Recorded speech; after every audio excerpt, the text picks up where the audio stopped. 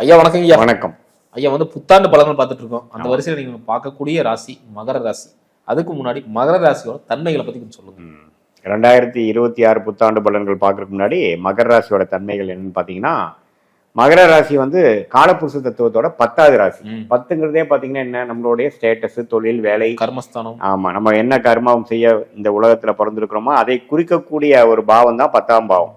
So அந்த 10ஆம் ராசியாக காலப்புருஷ தத்துவத்துல வரும்பொழுது அந்த மகர ராசிக்காரங்க இயல்பாவே கொஞ்சம் ஹார்ட் ஒர்க்கிங்கான பீப்புள். வேலைன்னு வந்துட்டா வெள்ளைக்காரங்கிற மாதிரி வேலை செய்யக்கூடியவங்க. அப்புறம் அது சரராசியாகவும் இருக்குது.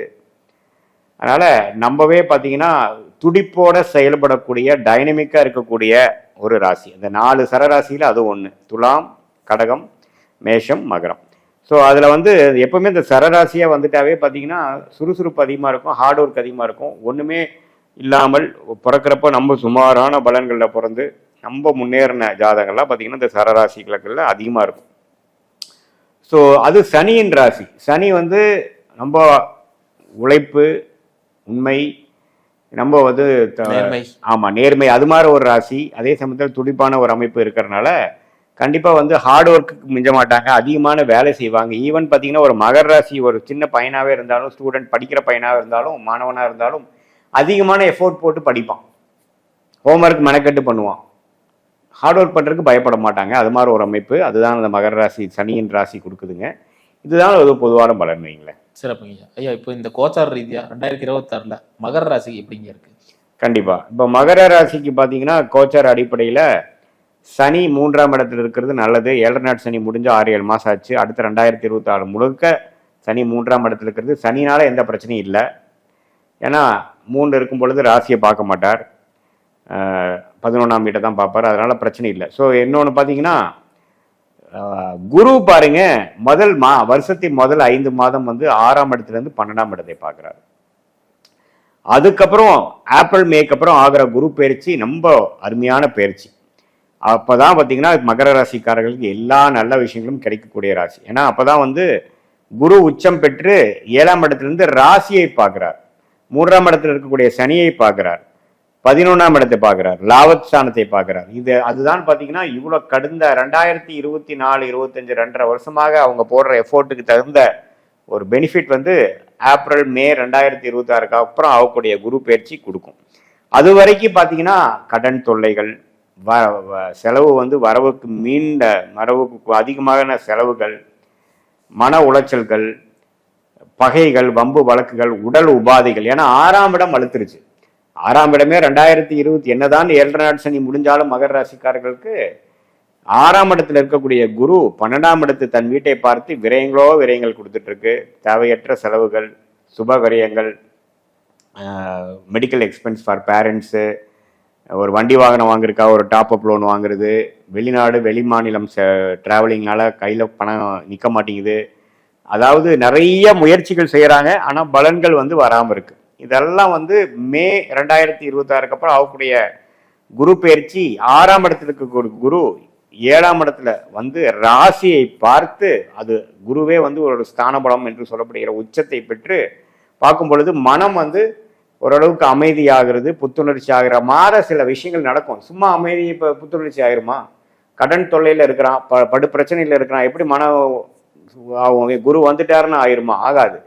சில சம்பவங்களை நடத்தி காட்டும். எப்பவுமே கிரகங்கள் எப்படி கூப்பாரு, சம்பவத்து மூலமாக தான் அவர் காய் நவுத்துவார்.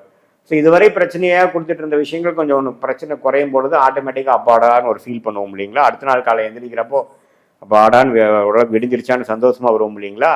அது மாதிரி உணர்வை கொடுக்கக்கூடியதான் உச்சகுருவின் பார்வை ராசி மேலே விழுகிறது, 11ஆம் இடத்தை விழுகிறது.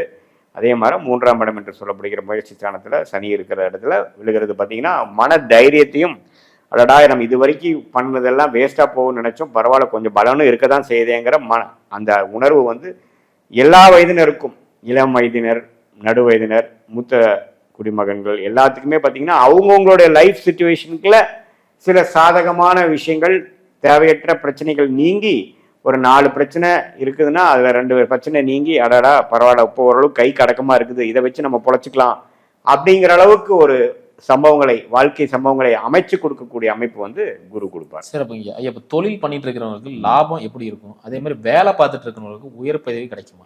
தொழில் பண்ணிட்டு இருக்கிறவங்களுக்கு ஏப்ரல் மேக்கு அப்புறம் வரக்கூடிய குரு பயிற்சி 11ஆம் இடத்தை குரு பார்க்கறதுனால நல்ல லாபங்கள் வரும். அதே மாதிரி என்ன கேட்டீங்க? வேலை பார்த்துட்டு உயர் பதவி. வேலையில பாத்தீங்கன்னா கண்டிப்பா நல்ல ஒரு அமைப்பு இருக்கு. ஏன்னா எப்போ வந்து குரு ராசியை பார்க்கிறாரோ அதே சமயத்துல ராகு 2ஆம் இடத்திலும் கேது 8ஆம் இடத்திலும் இருந்து சில தொல்லைகளும் சில பிரச்சனைகளும் கொடுத்தாலும் அந்த குரு ராசியை பார்க்கறது பார்த்தீங்கன்னா எல்லாத்தையும் மிட்டிகேட் பண்ற மாதிரி ஒரு அமைப்புகள் இருக்கும். ஸோ முதல் 5 மாசம் 6 மாசம் ஒரு சுமாரான அமைப்பு தான். ஏன் வேலையில் இருக்கிறவங்க கூட கொஞ்சம் சரியா ஒர்க் பண்ண முடியாம சம்பள பாக்கியோட சிறப்பு இல்லாமல் இருக்கக்கூடிய அமைப்புகள்லாம் கொஞ்சம் மகர ராசிக்காரர்கள் கொடுக்கும். வந்தாலும் கைக்கு மேலே வந்து கடன் பண்ணி வச்சுட்டேன், நம்ம வந்து சம்பளமே கைக்கு வர மாட்டேங்குது, எல்லாமே கடனுக்கே போகுதுங்கிற மாதிரியும் கொடுக்கும். ஆனால் ஏப்ரல் மேக்கு அப்புறம் அவங்களுடைய குரு பயிற்சி சில கடன்களை குறைத்து வேலையில் வந்து இன்னும் கொஞ்சம் குரோத்து, இன்னும் கொஞ்சம் சம்பளம் அதிகமாக கிடைக்கிற மாதிரி ஒரு ஸ்தாபனத்துக்கு மாறி அது மூலமாக கொஞ்சம் கையில் பணம் நிற்குதுங்கிற மாதிரி சில அமைப்புகளை கொடுக்கக்கூடிய அமைப்புகள் உண்டு. சிறப்புங்க ஐயா. அதே இது உங்களுக்கு திருமணம் ரொம்ப தடையாவே இருக்கு, இங்க வரன் அமையல அப்படின்னா இந்த காலத்துல வரன்லாம் வந்து அமையுமா? கண்டிப்பா. இப்ப 7ஆம் இடம்ங்கிறது திருமணஸ்தானம். 7ஆம் இடத்திலே குரு வரும்பொழுது குரு பலன் பெறுகிறார். குரு பலன் வந்து ராசி மேல குரு படுகும் பொழுது அந்த ராசிக்கு குரு பலன் பெறுகிறதுன்னு நம்ம சொல்றோம். ஸோ கண்டிப்பா வந்து இதுவரை வந்து பெருசா அமையல. நம்ம பிடிச்சதுன்னா பெண் வீட்டார்கள், ஆண் வீட்டார்களுக்கு பிடிச்சதுன்னா பெண் வீட்டார் வேண்டாங்கிறாங்க, அது அவங்களுக்கு பிடிச்சதுன்னா இவனுக்கு பிடிக்க மாட்டேங்குது. ஏதோ ஒரு தடங்கள் வந்துட்டே தான் இருக்கு. மனசுக்கு திருப்தியான ஜாதகமே வரல. ஒரு 2 வருஷமாவே தழுங்கி போயிட்டு இருக்குங்கிறவங்களுக்கு சட்டுன்னு மே மாதம் வந்ததுக்கு அப்புறம் குருவின் பார்வை ராசி மேல விழுந்து அந்த 7ஆம் இடங்கிற திருமணஸ்தானமே திருட்பலம் பெற்று ஒளிபெருக்கும் பொழுது நமக்கு வேணுங்கிற நம்ம ஜாதகத்துக்கு ஏத்த மாதிரி வரன்கள் வர அமைக்கும். அதுல இருந்து நீங்க சிரத்தையா நீங்க வந்து அதை ஃபாலோ பண்ணும் பொழுது வருஷ எண்டுக்குள்ளேயே முடியக்கூடிய அமைப்புகள் கட்டாயம் உண்டு. தொழில் பண்ணிட்டு இருக்கிறவங்களுக்கு பார்ட்னர்ஷிப் இருக்காங்கய்யா, பெருசா கருத்து வேறுபாடு ஏற்பட்டுக்கிட்டே இருக்கு. ஸோ அதெல்லாம் இந்த வருங்காலத்துல இதெல்லாம் கம்மியாகுமா? கண்டிப்பா. இப்ப பாத்தீங்கன்னா 7ஆம் இடத்துல வந்து குரு வருவதனால இதுவரை கொஞ்சம் பங்குதாரர்களிலேயே ஒரு இணக்கம் இல்லாத சூழ்நிலை, பிரச்சனை, கருத்து வேறுபாடு, இவனோட நம்ம டிராவல் பண்ணுமா டிராவல் பண்ணக்கூடாதாங்கிற ஒரு சந்தேகம், ஒரு 2-3 வருஷமாவே கொஞ்சம் நாமன் சொல்றது ஒண்ணு அவங்க சொல்றது ஒண்ணுங்கிற மாதிரி நடக்கக்கூடிய அமைப்பெல்லாம் கொஞ்சம் மாறி 2 பேருமே ஒரே குறிக்கோளை நோக்கி போகக்கூடிய அமைப்புகள் வந்து வரக்கூடிய அமைப்புகள் கண்டிப்பாக உண்டு. ஸோ இந்த குரு வந்து 7ஆம் இடத்துல இருக்கிறது வந்து ஒரு ப்ளஸ்ஸு, அது உச்சம் பெறுவது அதோட ப்ளஸ்ஸு. சனி 3ஆம் இடத்துல போய் அந்த குருவின் பார்வை பெறுவது வந்து ஒண்ணுமே வந்து அந்த தேவையற்ற எண்ணங்கள், கருத்து வேறுபாடுகள், ஒரு மனசுல ஒரு பிரிவினை வர்றது, தான் பொழைச்சா போதுங்கிற மாதிரி ஒரு சிந்தனைக்குள்ள போகிறது, அதெல்லாம் கொஞ்சம் குறைஞ்சு ஒரு கலெக்டிவா நம்ம க்ரோ ஆகலாம், நீயும் நல்லா இரு நானும் நல்லா இருக்கிறேங்கிற மாதிரி ஒரு பெருந்தன்மை கிடைக்கக்கூடிய அமைப்புகள் வந்து இந்த உச்ச குரு வந்து மகர ராசிக்கு வரும்பொழுது இது வந்து கடந்த 3-4 வருஷம் 2020 ஜென்மசனியால் பாதிக்கப்பட்டவங்களுக்கு இப்பதான் பாத்தீங்கன்னா ஓரளவுக்கு நல்ல ஒரு அமைப்பு. இதுவரை லாஸ்ட் 2 இயர்ஸா ஜென்மசனி முடிஞ்சு வெளியில வந்து கொஞ்சம் டெவலப் ஆயிட்டு இருக்கிறாங்கிறது தான் உண்மை. ஆனா உண்மையே சில உறவுகள்ல பிரச்சனை இருக்கு, ஃபினான்ஷியல்ல பிரச்சனை இருக்கு, வம்பு வழக்குகள் இருக்குதுன்னு நினைச்சிட்டு இருக்கக்கூடிய மகர ராசிக்காரர்களுக்கெல்லாம் இந்த உச்சகுருவின் பார்வை தான் வந்து கேம் சேஞ்சரா. ஒரு 5 வருஷத்துக்கு முன்னாடி ஆன அஷ்டம சனியில வந்த பாதிப்பெல்லாம் இப்பதான் முழுசா போச்சு அப்படிங்கிற அளவுக்கு கொடுக்கக்கூடிய அமைப்பு கண்டிப்பா மே 2026 மேல உண்டுங்க. சிறப்புங்க ஐயா. ஐயா, அடுத்து மகர ராசி நேயர்களுக்கு வீட்டில் இருக்கக்கூடிய கருத்து வேறுபாடுகள், தாயார்ட்டையும் தந்தையார்ட்டையும் உறவினர்கிட்டையும் அதே மாதிரி சகோதரி இவங்க கூட இருந்த ஒரு கருத்து வேறுபாடுலாம் கம்மியாகுமா? கண்டிப்பா. அதுக்கும் பாத்தீங்கன்னா அந்த குரு பயிற்சி ரொம்ப சாதகமா இருக்கு. 11ஆம் இடங்கிறது மூத்த சகோதர சகோதரிகள், 3ஆம் இடங்கிறது இளைய சகோதர சகோதரிகள், 2 இடத்தையும் பார்க்கிறார் குரு. அதே சமயத்துல 4ஆம் இடம் 9ஆம் இடம் இது எல்லாமே ஓரளவுக்கு பாசிட்டிவா வரும். எப்போ வந்து குரு ராசியை பார்க்கிறாரோ ஜாதகர் வந்து கொஞ்சம் புத்துணர்ச்சி அடைவாங்க. இதுவரைக்கும் வந்து என்ன பண்றதுன்னு தெரியாம டீல் பண்ணிட்டு இருந்தது, அதாவது ஒய்ஃப் சொல்றது கேட்கறதா, பெற்றோர்கள் சொல்றது கேட்கறதா, எதை வந்து எப்படி மேனேஜ் பண்றதுன்னு தெரியாம ஒரு கன்ஃபியூஷன்ல போயிட்டு இருக்கிறவங்களுக்கு நல்லாவே ஒரு தெளிவு பெற்று இது எப்படி மேனேஜ் பண்ணணும், உறவுகளை எப்படி பேணிக்கணும், எப்படி வந்து நம்ம டெவலப் பண்ணணும், அது புதுசாக வரக்கூடிய தொழில் ரீதியான உறவாக இருந்தாலும் சரி, நம்மளுடைய பிளட் ரிலேஷன்ஷிப் என்று சொல்லப்படுகிற ஃபாதர் மதர் பிரதர் சிஸ்டர் இருந்தாலும் சரி, இந்த உச்சகுருவின் பார்வை வந்து எல்லாத்தையுமே மாற்றி அமைச்சு ஓரளவுக்கு செகண்ட் ஹாஃப்லேருந்து பார்த்தீங்கன்னா ஓரளவுக்கு நல்லாவே பேட்சப் பண்ணி நல்ல ஒரு புதிய ஒரு அடுத்த வரக்கூடிய சுப விஷயங்கள் சுப நிகழ்ச்சியெல்லாம் நடக்கக்கூடிய அளவுக்கு ஒரு அன்னோனியமாக வாழக்கூடிய அமைப்புக்கு கண்டிப்பாக ஒரு உறுதுணையாக இருக்கும். சிறப்புங்க. அடுத்து கடன், நோய், வம்பு வழக்கு இதெல்லாம் கொஞ்சம் கம்மியாகுமா? கண்டிப்பா 6ஆம் இடத்துல பார்த்தீங்கன்னா கடந்த 2024 ஏப்ரல் மாதத்திலிருந்தே 6ஆம் இடத்துல தான் குரு இருக்கிறார். ஸோ ஒரு நடுவால ஒரு 1.5 மாசம் பார்த்தீங்கன்னா அதிவக்கரமாக 7ஆம் இடத்துக்கு வந்தாலும் 6ஆம் இடத்துல தான் ஆல்மோஸ்ட் ஒரு 10 மாசம் இருந்தார். ஸோ அந்த 6ஆம் இடத்துல என்ன இருக்கும்னா மகர ராசிக்காரங்க யாரை வேணா நீங்க கேளுங்க, திடீர்னு ஒரு டாப் அப் லோன் எடுத்திருப்பாங்க, ஒரு கார் லோன் எடுத்திருப்பாங்க, பிஸ்னஸ் வேலையில் இருக்கிறவங்களுக்கு அவங்களுக்கு தேவைக்காக ஒரு ஒரு வசதி வாய்ப்புக்காக ஒன்று இதுல வாங்கியிருப்பாங்க. நகை வேற, தங்க நகை கூட அடகு வைக்கிறது.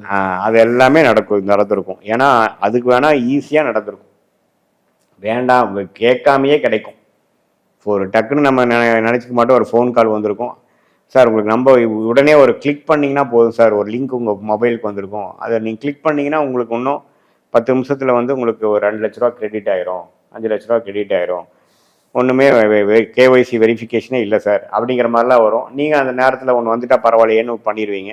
ஆனால் அதை அடைக்கிறதுக்கு முடியாமல் மாதம் மாதம் வட்டி கட்டிட்டு இருப்போம். இது எல்லாமே பார்த்தீங்கன்னா 2026 மே மாதத்துக்கு அப்புறம் வரக்கூடிய குரு பார்த்தீங்கன்னா, சரி இது எதுக்கு நம்ம சும்மா வச்சுட்டு இருக்கிறது, இருக்கிறத முடிச்சு விடுவோம் அப்படிங்கிற மாதிரி எண்ணத்தை கொடுக்கும். அது வரைக்கும் பார்த்தீங்கன்னா அந்த எண்ணமே இருக்காது. அதுதான் குருவின் பார்வை. எல்லாரும் பார்த்தீங்கன்னா அந்தந்த தசாபுக்திகள் மாறுறப்ப நம்ம எண்ணங்கள் மாறுவதுங்கிறது நீங்க உணர்றீங்க. நம்ம எல்லாரும் பார்த்தீங்கன்னா கிரகத்தோட ஆளுமையில தான் இருக்கும். நம்ம நினைக்கிறோம் அது எங்கெங்க எவ்வளோ லட்சம் கிலோமீட்டருக்கு வெளியில இருக்கு, நமக்கு எங்க அது வரப்போகுதுன்னா கரெக்டான டிஸ்டன்ஸ் தான் கடவுள் போட்டிருக்காரு. அது ஒரு வேலையை எஃபெக்ட் இருக்கும். கண்டிப்பா அந்த குருவின் பார்வை வரும் பொழுது நம்ம என்ன பண்ணிட்டு இருக்கோம், நம்ம ஏன் இது மாதிரி ஆப்பர்ச்சுனிட்டி மிஸ் பண்ணிட்டு இருக்கோம், நம்ம ஏன் வந்து பேர்டன் இன்க்ரீஸ் பண்ணிக்கிறோம், இது ஃபினான்ஷியலாக கரெக்ட் கிடையாது, நம்ம ஏன் அப்படி தப்பு பண்ணோங்கிறது உணர்ந்து அது மூலமாக சில ஆக்ஷன் எடுத்து கடனை குறைத்து வரக்கூடிய பணம் வந்து ஓரளவுக்கு சேவ் பண்ணக்கூடிய அமைப்புகள் உடனே மாற்றக்கூடிய அமைப்பு தான் அந்த ஏப்ரல் மே நடக்கக்கூடிய அந்த குருவின் பயிற்சி. சிறப்புங்க, அற்புதமா சொன்னீங்க ஐயா. இவங்க இந்த காலகட்டத்தில் இந்த விஷயங்கள் பண்ணக்கூடாதுன்னா என்ன மாதிரி விஷயங்கள் இருக்கு கவனமா இருக்கணும்? இப்போ பார்த்தீங்கன்னா முதல் 5 மாதத்தில் படிப்படியாக கடனை குறைக்கக்கூடிய அமைப்புகள் பார்க்கணும். ஏன்னா பணம் நிறையா வந்துடுச்சு அப்படிங்கிறத அது நீங்கள் சம்பாரித்த பணமாக எடுத்துக்கூடாது. கடன் வாங்குற பணத்தை வந்து நிறைய பேர் என்ன எடுத்துக்கிறாங்கன்னா சம்பாரித்த பணம்னு எடுத்துக்கிறாங்க. என்னைக்கு இருந்தாலும் அது நம்ம திருப்பி கொடுக்கணும் வட்டியோட. அது யாரும் விடுறது இல்லை இப்போலாம், புரியுதுங்களா? ஸோ அது மாதிரி விஷயங்கள் இருக்கிறதுனால கடன் கிடைக்குதே அப்படின்ட்டு உடனே வாங்கக்கூடாது.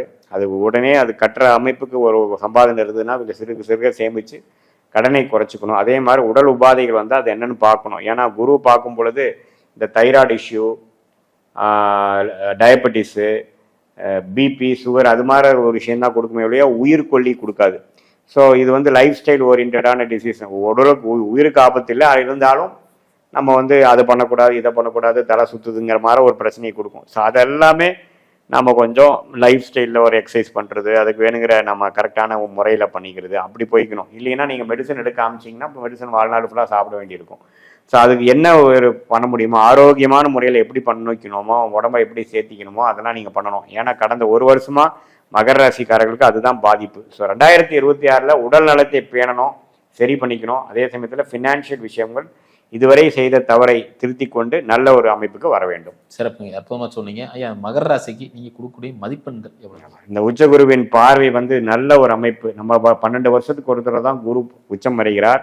அந்த உச்சம் இருந்து ராசியை பார்க்கறது ஒரு பெரிய அருமையான ஒரு அமைப்பு இருக்கிறதுனால மகர ராசிக்காரர்களுக்கு 80% வந்து நல்ல பலன்களும் பலாபலன்களும் நிறைந்ததான 2026 இருக்குங்கிறதா என்னுடைய கணிப்பு. சிறப்புங்க, அற்புதமா சொன்னீங்க. மீண்டும் அடுத்த காணொலியில் அடுத்தடுத்த ராசிகளை பத்தி பார்க்கலாம். நன்றி.